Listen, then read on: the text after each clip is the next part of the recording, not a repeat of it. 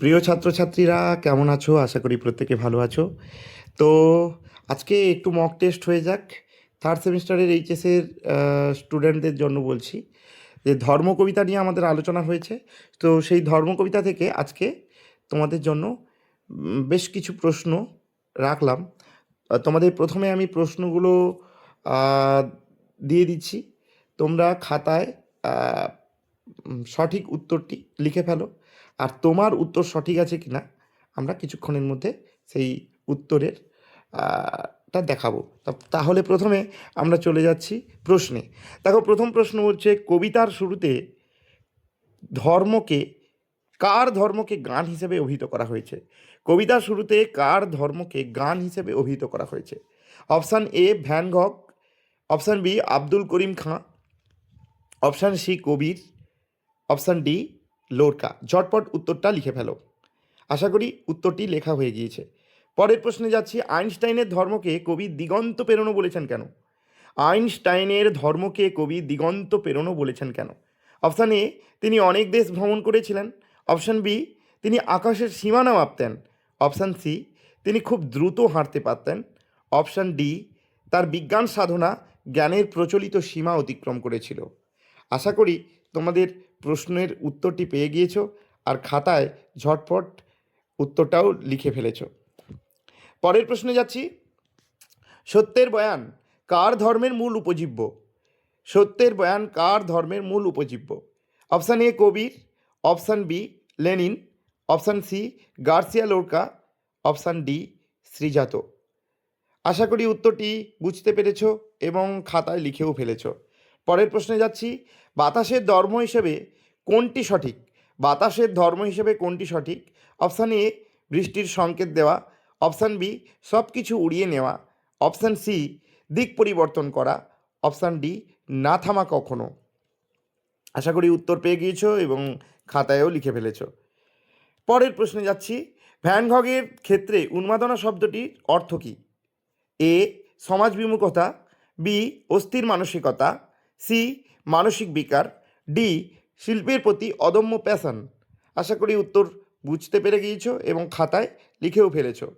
6 নম্বর প্রশ্নে যাচ্ছি, গার্সিয়া লোরকার ধর্ম কবিতার জিত। এখানে জিত কিসের প্রতীক? যুদ্ধে জয়, সম্পদ লাভ, প্রতিযোগিতা, জুয়া খেলা। যুদ্ধে জয়, সম্পদ লাভ, প্রতিযোগিতা, জুয়া খেলা। আশা করি উত্তরটি বুঝতে পেরেছো এবং লিখেও ফেলেছো। পরের প্রশ্নে যাচ্ছি, লেনিনের ধর্ম হিসেবে কোনটি উল্লেখিত হয়েছে? শান্তি স্থাপন, এ শান্তি স্থাপন, বি নতুন পতাকা, সি পুরনো সংবিধান, আর ডি ধর্মীয় সংস্কার।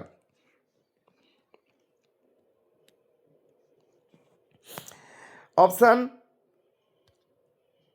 অপশান নয়, 8 নম্বর প্রশ্নের উত্তর, আগুনের ধর্মকে ভস্যের চরিত বলার কারণ কি বা অর্থ কি?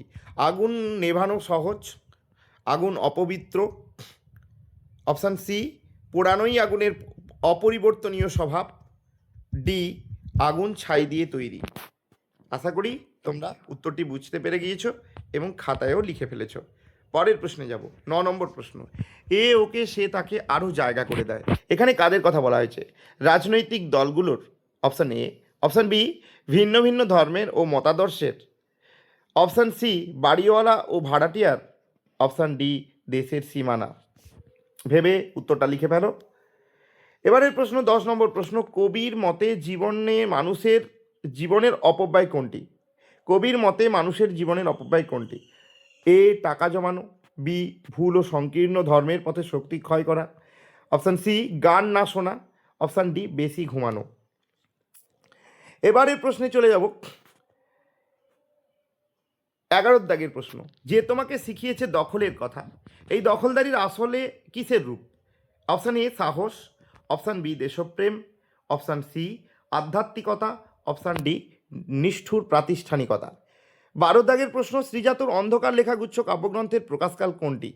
2015, অপশান এর 2015, option B 2014, option C 2018, option D 2011।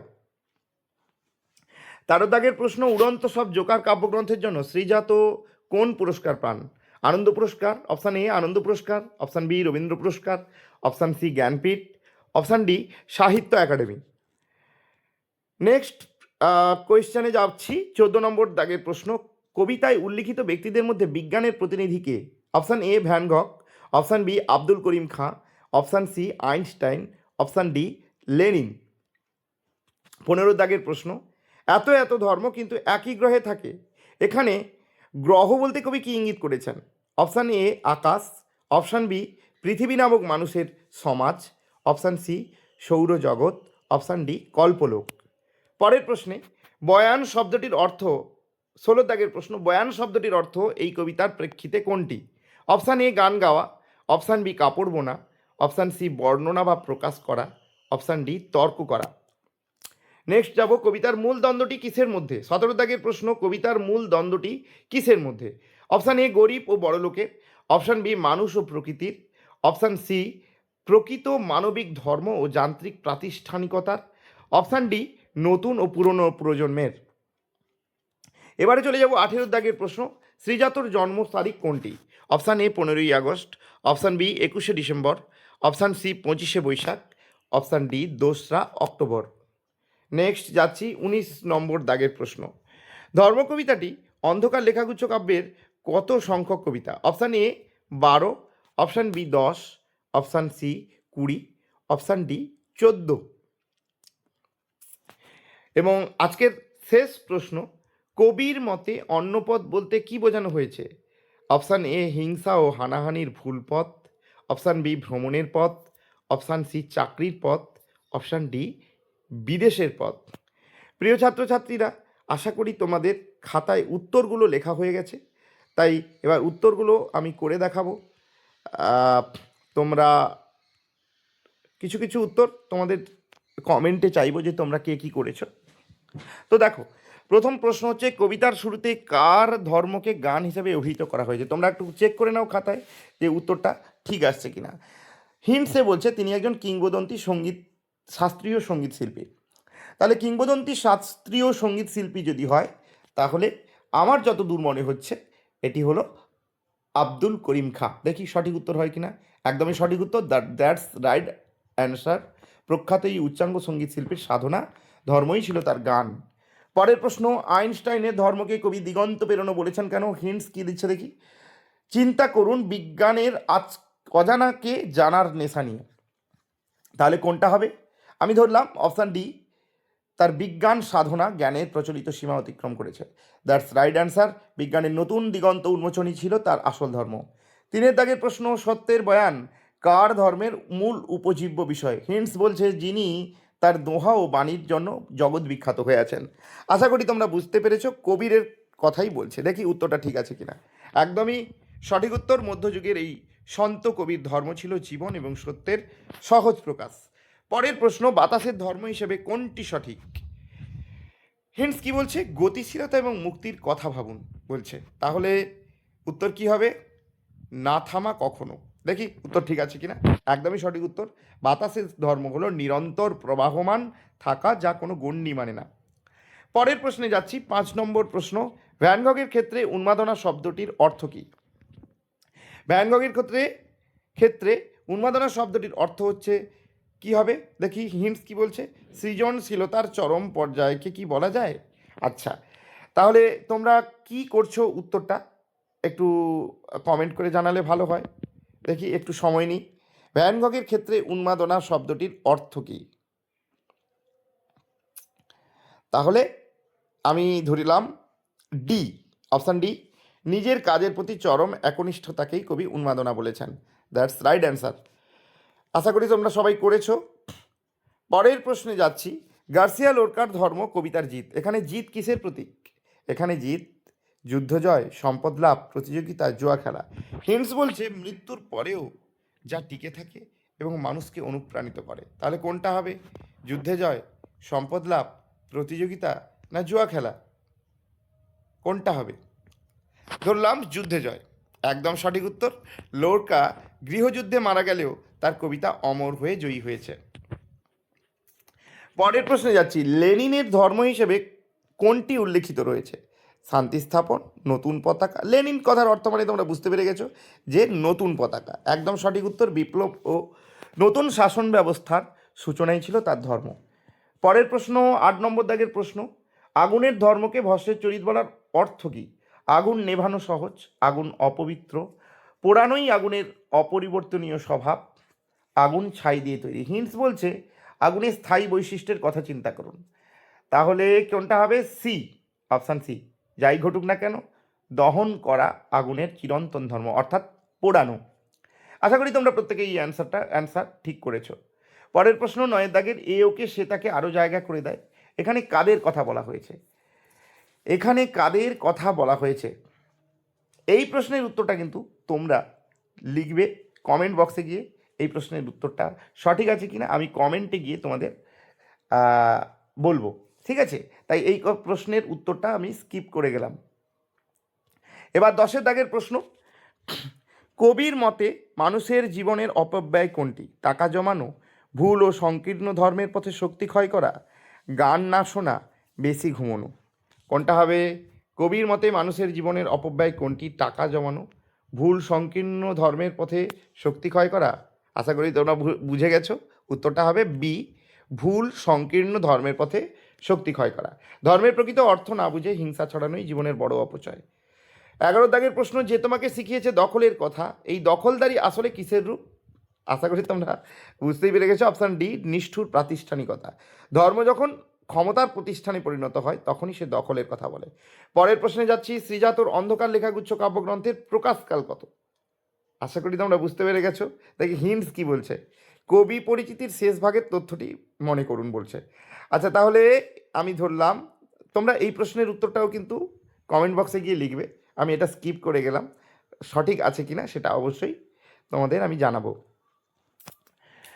এবারের প্রশ্ন, উড়ন্ত সব জোকার কাব্যগ্রন্থের জন্য শ্রীজাত কোন পুরস্কার পান? কোন পুরস্কার পান? এটি হবে অপশান এ, আনন্দ পুরস্কার। 2004 সালে তিনি সম্মানজনক এই পুরস্কারটি লাভ করেন। 14 দাগের প্রশ্ন, কবিতায় উল্লিখিত ব্যক্তিদের মধ্যে বিজ্ঞানের প্রতিনিধিকে? একদম সোজা প্রশ্ন, তোমরা নিশ্চয়ই ধরতে পেরে গেছো। আইনস্টাইন, তিনি বিজ্ঞানের প্রতিনিধি যার ধর্ম ছিল অসীমে পৌঁছানো। 15 দাগের প্রশ্ন, এত এত ধর্ম কিন্তু একই গ্রহে থাকে। এখানে ধর্ম বলতে কবি কী ইঙ্গিত দিয়েছেন? ধর্ম বলতে কবি কী ইঙ্গিত দিয়েছেন? আকাশ, পৃথিবী নামক মানুষের সমাজ, সৌরজগৎ, কল্পলোক। হিন্টস বলছে আমরা সবাই যেখানে মিলেমিশে থাকার স্বপ্ন দেখি। তাহলে পৃথিবী নামক মানুষের সমাজ, বৈচিত্র্যময় মানব সমাজে যেখানে সব মতের মানুষের বসবাস, তাকেই গ্রহ বলা হয়। এই পৃথিবীতেই আছে আকাশ, বাতাস, সবুজ গাছপালা, সব কিছুই। তাই এই অপশান অনুযায়ী আমাদের ধরতে হবে এটা পৃথিবী নামক মানুষের সমাজকে। বয়ান শব্দটির অর্থ এই কবিতার প্রেক্ষিতে কোনটি? গান গাওয়া, কাপড় বোনা, বর্ণনা বা প্রকাশ করা। তাহলে আমরা ধরে নিই বর্ণনা বা প্রকাশ করা। সঠিক উত্তর, সত্যকে বর্ণনা বা প্রকাশ করাই ছিল কবিদের কাজ। নেক্সট প্রশ্নে যাব, কবিতার মূল দ্বন্দ্বটি কিসের মধ্যে? কবিতার মূল দ্বন্দ্বটি আশা করি তোমরা বুঝতে পেরে গেছো, প্রকৃত মানবিক ধর্ম ও যান্ত্রিক প্রাতিষ্ঠানিকতা। একদম সঠিক উত্তর, নিজস্ব সৃজনশীল ধর্ম বনাম দখলের রাজনীতির লড়াই এখানে মুখ্য। পরের প্রশ্নে যাব, 18 দাগের প্রশ্ন, শ্রীজাতর জন্ম তারিখ কোনটি?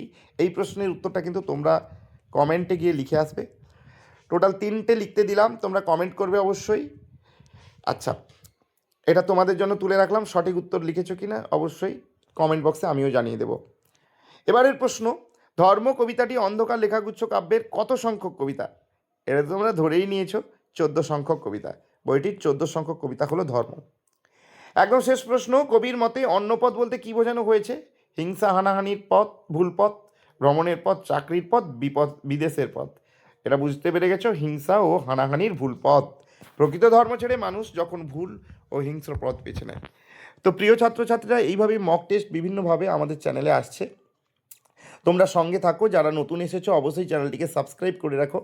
আর পড়াশোনাকে এইভাবে এগিয়ে নিয়ে যাও, বই পড়ো এবং অনলাইনে এসে মক টেস্টগুলো দাও। তো আশা করি ভিডিওটা ভালো লেগেছে। ভিডিওটি ভালো লাগলে কমেন্ট করবে। আর যারা মক টেস্ট দিলে, যে 3টে প্রশ্ন এখনও পর্যন্ত উত্তর দেওয়া হয়নি, তোমরা কমেন্ট বক্সে কমেন্ট জানাও, আমি সেখানে গিয়ে তোমাদের সঠিক আছে কি না জানিয়ে দেবো। টাটা, বাই বাই, আবার দেখা হবে নতুন ভিডিওতে। ততক্ষণে ভালো থেকো আর ভালোভাবে পড়াশোনা করো।